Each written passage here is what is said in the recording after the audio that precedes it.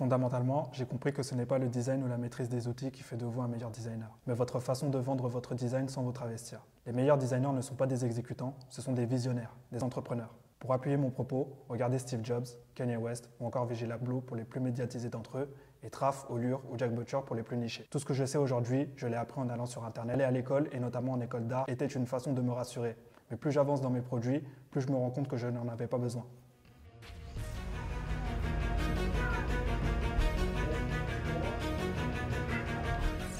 Learn to sell, learn to build. Dans les skills qui vous rendront inarrêtables, il faut savoir vendre. C'est la base de tout entrepreneur. Savoir créer une proposition de valeur adaptée, savoir construire un produit. Ce qui comprend le positionnement sur un marché, le design, la programmation, que ce soit pour un produit tech, un t-shirt, une marque ou même une boutique physique. Créer une force autour d'un projet, impliquer du monde et vendre justement cette vision à tout le monde. Mais comment je fais, moi qui ai un service ou un business qui dépend de ma présence, vous me direz? On a la solution pour vous. Productize yourself.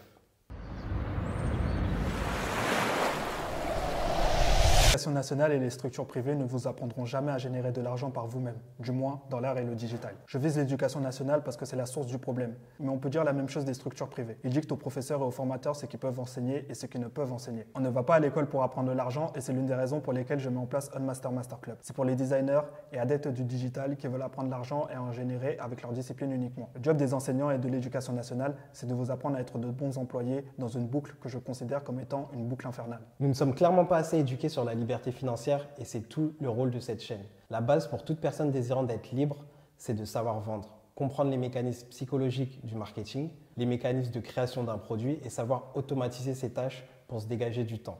Tout ce qu'on enseigne dans la méthode des 3 H. Moshi, grâce à toi et à Aurélien, j'ai découvert Naval, Jack Butcher, qui sont des personnages hyper inspirants.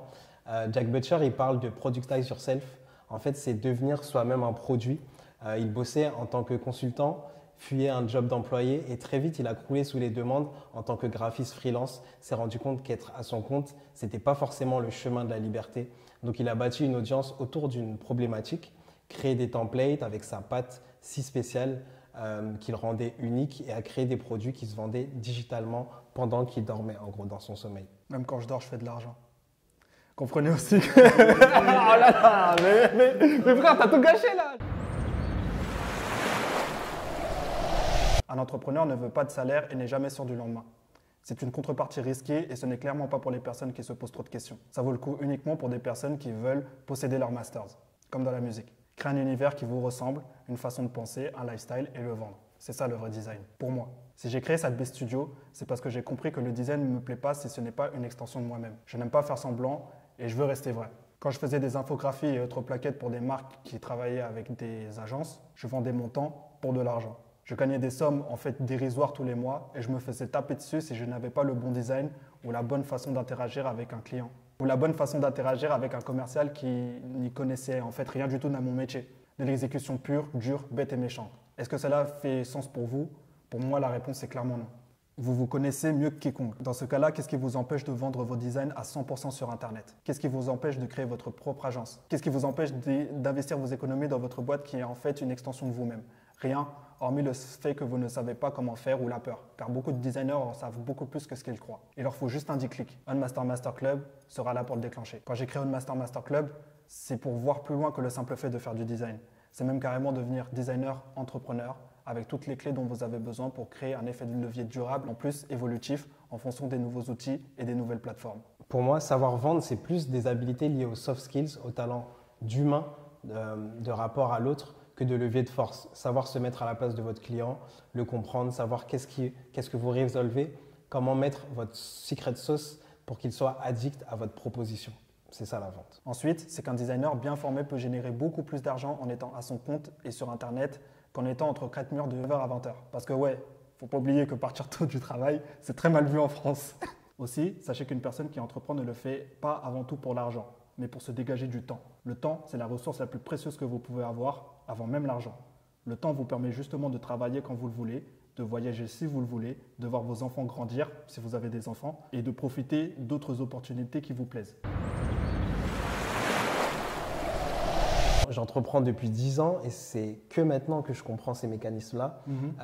Et aujourd'hui, je sais que c'est mon obsession, c'est de créer un produit et quelque chose qui va tourner tout seul et qui va me rapporter de l'argent et me dégager du temps. Ouais. Donc, est-ce que toi, tu peux conclure justement et leur dire un peu quelle est ta vision? Et on en parle depuis longtemps. On dit que vendre un produit, c'est uniquement créer une marque et vendre des produits. Non, c'est pas ça en fait. Ça doit être aussi une extension de la personne. Et c'est juste en étant sa sœur que ça fonctionnera dans tous les cas. Moi, c'est plus ça que je mets en avant, justement, le fait de vendre aussi sa personne. Parce qu'on vend sa personne aussi en tant que designer. Très, très important. Ouais, Est-ce que j'ai répondu à ta question? Ouais, t'as répondu. Et en plus, j'ai l'impression qu'on est à une ère où tous les marchés sont bouchés. Et tu n'as pas d'autre choix qu'être toi-même aujourd'hui pour vendre un produit ou un service. Parce que tout le monde fait de tout un peu. Tu vois. Franchement, il suffit de regarder Frisk Orleans. Moi, c'est l'un de mes rappeurs préférés, Frisk Orleans. Et j'ai l'impression que c'est celui qui est le plus visible et qui ne s'est pas travesti du tout. Quoi. Qui est toujours resté sur sa lignée. Il a dû sortir au moins 8 mixtapes avant ça. Et il est toujours resté sur son truc et c'est maintenant qu'il pète. Donc, il est resté sur son océan bleu. Sur son océan bleu, quoi. Ouais. Pour moi, la meilleure stratégie, c'est de rester dans son truc, rester soi-même et le reste va aller tout seul après. Tu vois. Le secret, c'est qu'il n'y a pas de secret. C'est en faisant que vous apprenez, c'est en faisant que vous faites justement des erreurs et que vous les corrigez. C'est en faisant aussi que vous allez savoir si vous allez vers la bonne direction ou pas. Faites ce que vous avez à faire, je place ça là. Totalement d'accord avec ça. Je pense qu'il faut se casser la gueule le plus rapidement possible, se cramer sur plusieurs terrains pour pouvoir savoir où on est bon, comment le faire.